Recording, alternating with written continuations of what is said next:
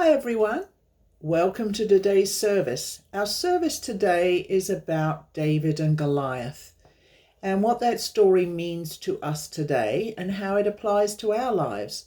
Now we're going to start with a beautiful piece of music, one of the worship songs of Lauren Daigle.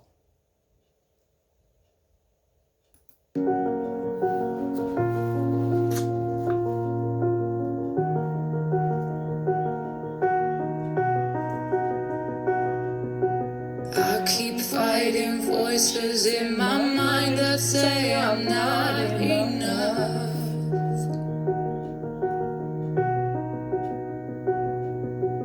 Every single lie that tells me I will never measure up.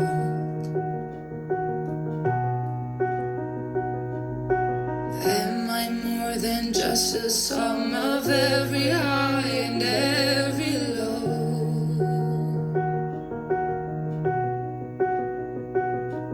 Remind me once again just who I am, because I need to know. You say I am loved when I can't feel a thing. You say I am strong when I think I am weak. You say I am held when I am falling short, when I don't belong. Oh, you say that I'm yours, and I believe. Oh, I believe what you say of me.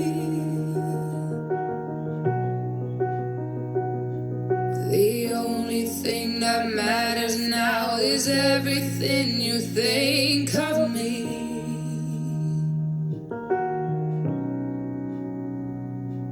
In you I find my worth, in you I find my identity. Ooh, you say I'm loved when I can't feel a thing. You say I am strong when I think I am weak. You say I am held when I am falling short, when I don't belong.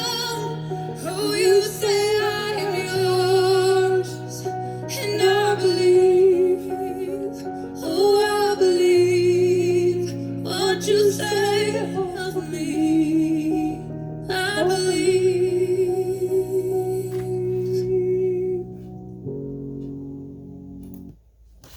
What a beautiful song. And of course, the singer is talking about her relationship with the divine. And in this story, it'll be clear to you how much faith David had in the divine. But let's say the Lord's Prayer together, whatever version that works for you. Our Father, who art in heaven, hallowed be thy name. Thy kingdom come, thy will be done, on earth as it is in heaven. Give us this day our daily bread, and forgive us our trespasses, as we forgive those who trespass against us. And lead us not into temptation, but deliver us from evil. For thine is the kingdom, and the power, and the glory, forever. Amen. So again, I mentioned the story of Goliath and David, or David and Goliath, whichever way you say it. The important thing in this story is the message for all of us. That is, faith in the divine is who looks after us every millisecond of our day. So I'm going to read the story, and it's 1 Samuel chapter 17, and I've broken it up into parts. Now the Philistines gathered their forces for war and assembled at Socho in Judah. They pitched camp at Ephes Dammim, between Socho and Azekah. I can't guarantee I'm giving it the right pronunciation. Saul and the Israelites assembled and camped in the valley of Elah and drew up their battle line to meet the Philistines. The Philistines occupied one hill and the Israelites another, with the valley between them. A champion named Goliath, who was from Gath, came out of the Philistine camp. His height was 6 cubits and a span. He had a bronze helmet on his head and wore a coat of scale armor of bronze, weighing 5,000 shekels. Now, I regret to say I don't know what that would be in today's weight. On his legs he wore bronze greaves, and a bronze javelin was slung on his back. His spear shaft was like a weaver's rod, and its iron point weighed 600 shekels. His shield bearer went ahead of him. Goliath stood and shouted to the ranks of Israel, "Why do you come out and line up for battle? Am I not a Philistine, and are you not the servants of Saul? Choose a man and have him come down to me. If he is able to fight and kill me, we will become your subjects. But if I overcome him and kill him, you will become our subjects and service." Then the Philistines said, "This day I defy the armies of Israel. Give me a man and let us fight each other."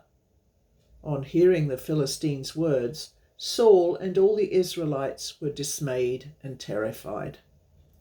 How do you imagine they thought about that? I mean, whichever man had volunteered to fight this demon would almost certainly die.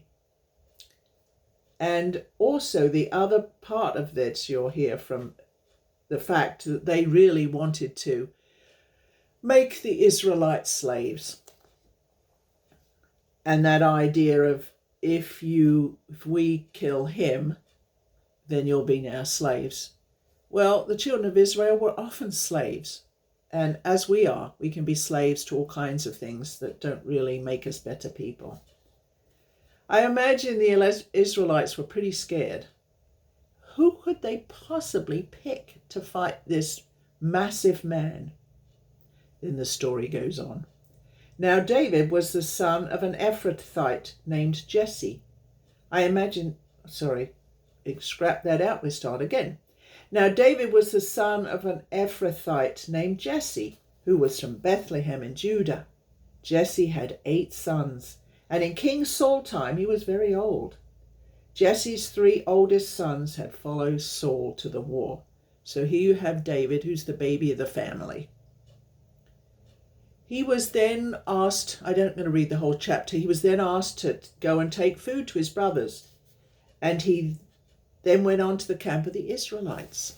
Okay, so here's little David, petite little lad. As David was talking with them, this is the brothers, Goliath, the Philistine champion from Gath, stepped out from his lines and shouted his usual defiance, and David heard it. Whenever the Israelites saw the man, they all fled from him in great fear. Now the Israelites had been saying, "Do you see how this man keeps coming out? He comes out to defy Israel. The king, who's Saul, will give great wealth to the man who kills him. He will also give him his daughter in marriage and will exempt his family from taxes in Israel." David asked the men standing near him, "What will be done for the man who kills this Philistine and removes this disgrace from Israel? Who is this uncircumcised Philistine that he should defy the armies of the living God?" So here's a young man with a strong faith in God. There'd been an argument with David and his brothers about his attempting to fight Goliath. Clearly they were terrified for him. He was a young man of slight build. How was he so brave, unlike the other Israelites? Was he boasting? Or did he realize or know God would be with him? Had God spoken to him, perhaps? Anyway, what David said about fighting Goliath was overheard and reported to Saul, and Saul sent for him. David said to Saul, "Let no one lose heart on account of this Philistine. Your servant will go and fight him." Saul replied, "You are not able to go out against this Philistine and fight him. You're only a young man, and he's been a warrior from his youth." So here you see again another illustration that Saul was very scared of Goliath, but David appears not to be. Then David explained how he protected his family flock against lions and bears without weapons. That's really unusual, isn't it? Normally, you would require some form of killing machine to get rid of lions and bears. He did it with his bare hands. That seems to be a sign, doesn't it, that David really did have some kind of protection from God. He goes on to say, "The Lord who rescued me from the paw of the lion and the paw of the bear will rescue me from the hand of this Philistine." Saul said to David, "Go, and the Lord be with you." One of my favorite blessings. So initially, Saul thought, my goodness, this young lad, how are we going to protect him? So he wanted to dress David in his armor, but it was way too heavy for David. It was much too cumbersome for his slight body. He couldn't have survived wearing it. He could hardly walk in it. So here's what David did. Then David took his staff in his hand, chose 5 smooth stones from the stream, put them in the pouch of his shepherd's bag, and with his sling in his hand approached the Philistine. Meanwhile, the Philistine, with his shield-bearer in front of him, kept coming closer to David. He looked David over and saw that he was little more than a boy, glowing with health and handsome, and he despised him. Now we know from the rest of the story that was a mistake, wasn't it? He despised David. He said to David, "Am I a dog that you come at me with sticks?" And the Philistine cursed David by his gods. "Come here," he said, "and I'll give your flesh to the birds and the wild animals." David said to the Philistine, "You come against me with sword and spear and javelin, but I come against you in the name of the Lord Almighty, the God of the armies of Israel, whom you've defied. This day the Lord will deliver you into my hands, and I'll strike you down and cut off your head. This very day I will give the carcasses of the Philistine army to the birds and the wild animals, and the whole world will know that there is a God in Israel." And then this famous piece. "All those gathered here will know that it is not by sword or spear that the Lord saves, for the battle is the Lord's, and he will give all of you into our hands." So David's faith was profoundly strong. Now as the Philistine moved closer to attack him, David ran quickly toward the battle line to meet him. Reaching into his bag and taking out a stone, he slung it and struck the Philistine on the forehead. The stone sank into his forehead, and he fell face down on the ground. So why do you think David chose to kill his foe with 5 smooth stones? It's very different to all the paraphernalia that Goliath was wearing, isn't it? Perhaps it shows David was protected by the divine to prevent the Israelites from becoming slaves to those odious people. They were certainly odious, most of them. Maybe this story is telling us how important it is to trust in God. After this, there were some gruesome things done to Goliath, but maybe this story was an inspiration for David to write the beloved psalm, which I'm sure many of you know. "The Lord is my shepherd, I lack nothing. He makes me lie down in green pastures. He leads me beside quiet waters. He refreshes my soul. He guides me along the right paths for his name's sake. Even though I walk through the darkest valley, I'll fear no evil, for you're with me. Your rod and your staff, they comfort me. You prepare a table before me in the presence of my enemies. You anoint my head with oil. My cup overflows. Surely your goodness and love will follow me all the days of my life, and I will dwell in the house of the Lord forever." So the message for us today is that we need to be humble.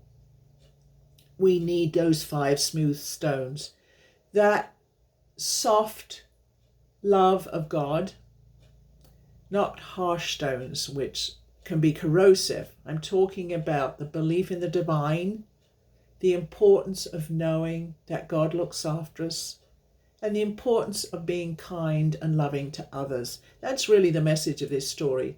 The way the Philistines behaved, they were hateful.